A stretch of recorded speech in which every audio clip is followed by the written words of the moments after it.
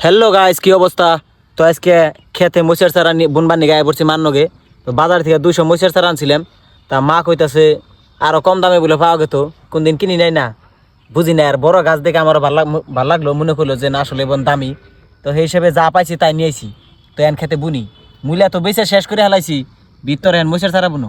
যেহেতু আব্বা বাইতে না, তাই এই কাম গুনে একটু একটু মান্নকে সহায় করুন নাকি। তাই মা আমার একটা বুইনে কাটা টাতা করে দেখাই দিতেছে কেমনে করে কোন প্রসেসে বুনন রাখবো। তো সেই হিসাবে গোবর যুক্ত মরিচের ছাড়া একদম ডিশের মধ্যে গোবর ডুবিয়ে নইছি যাতে গাছটা ভালাইলে হয়। তো আমি একদম লাগিয়ে গেলাম গা, মাছ এমনি করে দেখাই দিছিল হেমনে করে কাটা টাতা করে তার মধ্যে মরিচের ছাড়া বোনা আরম্ভ করে দিলাম। তো কাম করতে করতে দেখি পরে রাত হয়ে গেছে গা, পরে মনে রাখলাম তাহলে ফ্ল্যাশটা জ্বালা। আসলে সব কামেরই একটা মজা আছে, খেত করবার আহি না দেখে এটার মজাটা বুঝি না, কিন্তু দেখি না আসলে ভালোই লাগে। দেখি মাড়ি মুড়ি আতাইলে কোবাকুবি করলে না আলাদা একটা মজা আছে। আব্বা বাইতে থাকার টাইমে খেতে সহায় করবার নিগে মাঝে মধ্যে আইবার কয় নজা একটু গেড়া করে নি ওটা করে নি এটা আগে দিন ওটা আগে দিনি, কিন্তু আমি মানে এমন অফিসারের ভাব ধরে বয়ে থাকি আর বকাজি দিয়েছে ব্যক্তি শুনি। লাস্টে রিপন ব্যাট ডায়লগ, এটাই বাস্তব। তো গাইস মোস্টস গারা হয়ে গেল গা। তো আজকের জন্য বাই বাই।